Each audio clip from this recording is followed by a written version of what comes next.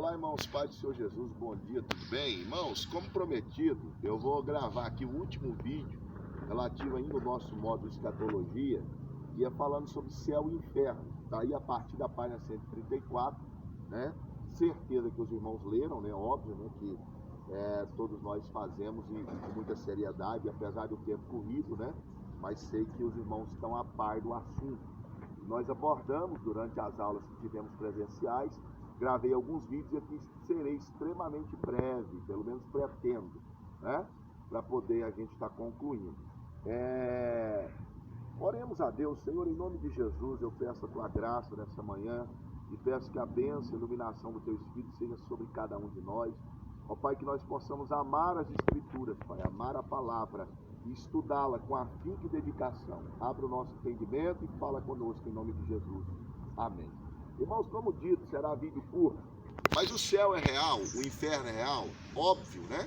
Isso aí seria a resposta mais esperada de qualquer crente. Mas muitas das vezes a gente vai ver, inclusive dentro da teologia, algumas linhas que trabalham com algumas questões, chamando inclusive de termos figurativos. E isso não procede, isso não é verdade. Aqui no livro, está assim, na página 134, mas primeiro eu quero fazer referência bíblica, né? Porque Bíblia sem teologia, ou teologia sem Bíblia não é teologia.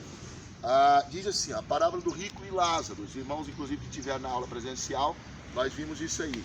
Ora, havia um homem rico e vestia-se de púrpura e de linho finíssimo, e vivia todos os dias regalada esplendidamente. Havia também um certo mendigo chamado Lázaro, que jazia cheio de chagas à porta daquele, e desejava alimentar-se com as migalhas que caíam da mesa do rico. Os próprios cães vinham lamber-lhe as chagas.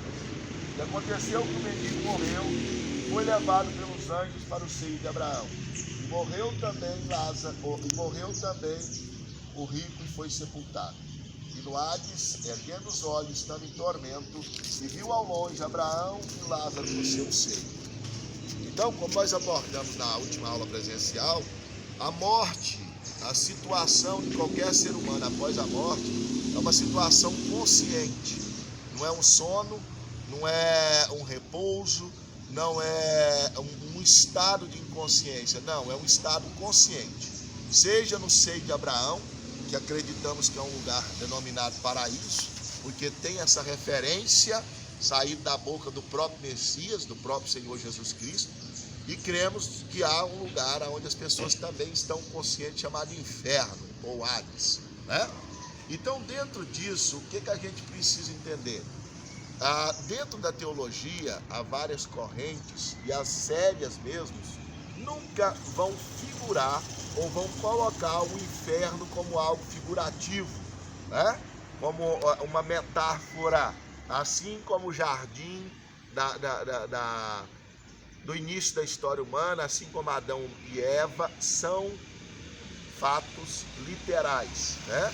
Tanto eles foram pessoas literais na história, quanto o inferno é um lugar literal.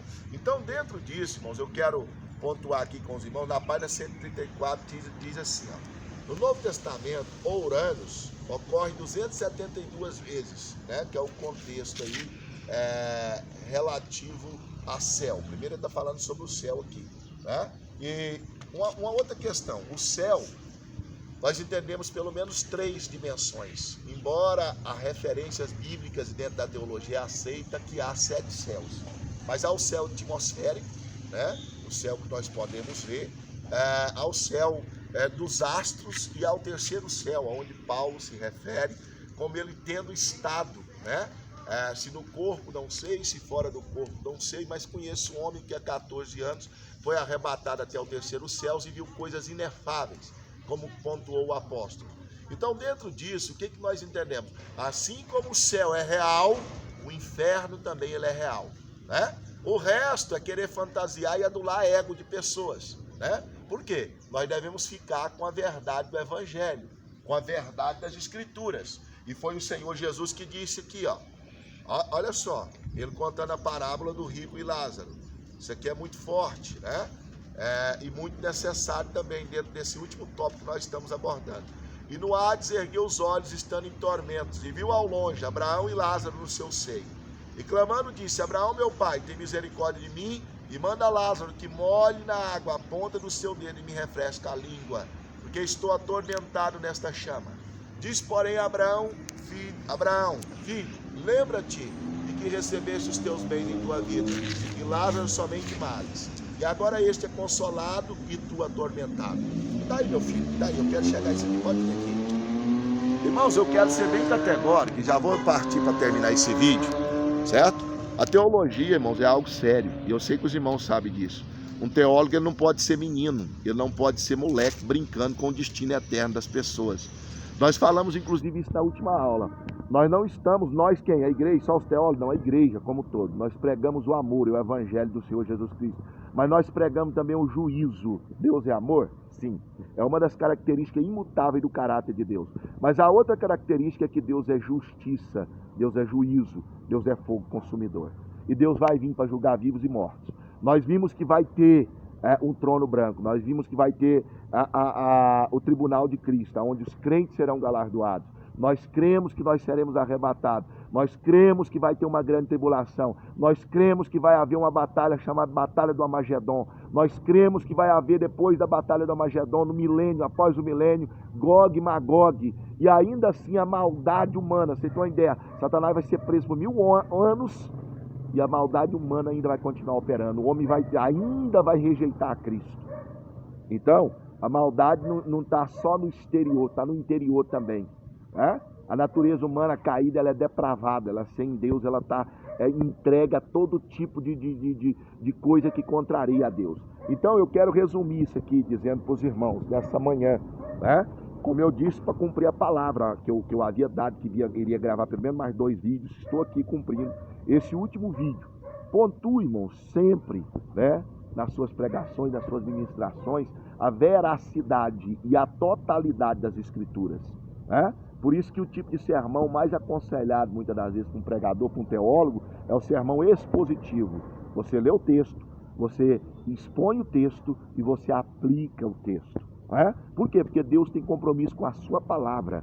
E é Jesus que disse que há um lugar chamado Seio de Abraão. Então, acreditamos, segundo as Escrituras, segundo o Senhor que nós professamos que é Deus e Senhor da nossa vida, Ele falou que há um lugar,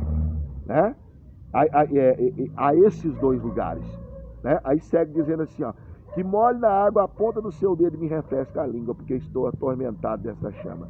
Diz, porém, Abraão, filho, lembra-te de que recebeste os teus bens em tua vida, e Lázaro somente males. E agora este é consolado e tu atormentado. E além disso está posto um grande abismo entre nós e vós, de sorte que os que quisessem passar daqui para vós não poderia, nem tão poucos de lá passar para cá. E disse ele, rogo-te, pois, ó pai, que mandes à casa de meu pai, pois tem 5 irmãos, para que lhe dês testemunho, a fim de que não venha também para este lugar de tormento.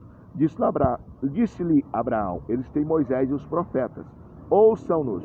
E disse ele, não, Abraão, meu pai, mas se algum dos mortos fosse ter com eles, arrepender-se-iam. Porém Abraão lhe disse, não ouvem a Moisés e aos profetas, tampouco acreditarão, ainda que algum dos mortos ressuscite.